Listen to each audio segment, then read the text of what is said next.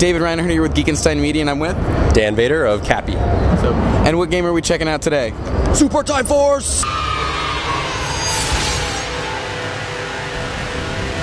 So, we actually saw Super Time Force last year. Cool. But, you know, so much further along. So, what features are you touting this year? Definitely the timeout feature. So basically over the last couple months we've been wrestling with what the game actually is. We know it's super cool and super fun and super chaotic, but then we were like, what would be super great about this? Super time forcing things. Duh, right? So before in the game, when you died, the level would automatically rewind, you'd choose another character, and then you'd have those guys fighting alongside each other, and it looked really, really cool.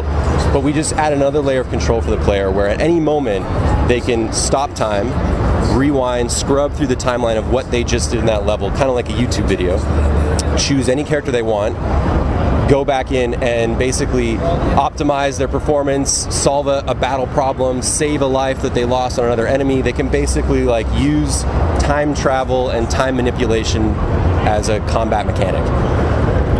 And we all at Geekenstein loved Sword and Sorcery, but this is such a change of pace for you guys. Like, yeah, where did that decision come from? Well, I mean, if you look at all of our games, they're kind of Sorcery is the most different from all the other games. Like, it was a total like left turn, but all the games are quite different from each other. I think the unifying thing is this sort of like sense of humor and an overall like style. With this game, it basically three guys in the company, Ken, the lead technical designer and programmer of the company, and Mike and Vic, who are twin pixel artists, rad pixel artists. They went to a game jam and they came up with a prototype for this game in 3 days. They brought it back to the office, we cracked some beers and played it, and we're like, holy shit, this is super cool. And then we just started working on it one day a week as like a side thing for fun in the office with other people on the project. Everyone started throwing in suggestions, and at a certain point it just snowballed, and we went, let's just make this game, it's so good. So we sort of went on it full time, and then that opened a huge can of time travel worms, because the game, we knew the game was cool, super fun, and it had just like a hook that you couldn't get out of your head. But then it's a time travel game, so you actually have to, when you're designing levels, designing bosses, designing characters, designing every little level, the actual problems of time travel and why time travel breaks much smarter brains than ours are real problems we have to deal with in the levels.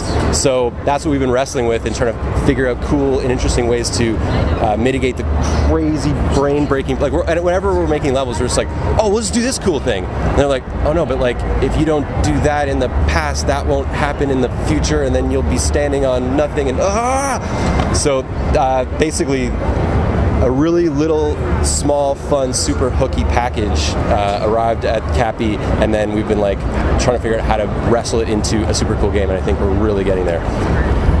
And question, so anytime you kill someone, their, you know, half-naked body flies off the screen. Whose decision was that? Because that is one of my favorite things. Every time I see it, I laugh. Yeah, when we put that in, we were just like, oh my god, this is so wrong, but it's so right. It's like, yeah, we were just playing around with feedback, right? Because there's so much happening on the screen. There's bullets everywhere, your bullets, the enemy's bullets, and it was just like we wanted to figure out some feedback to let you know you're doing good. And what about naked bodies flying everywhere, signifying your kills? So that's sort of how it happened. So the question that's on everyone's mind, what platforms is coming out on, and do you have a time frame? Oh, that time question. It's coming out on XBLA, and it's definitely coming out this year. It is good. We're keeping it tight-lipped about it, but okay.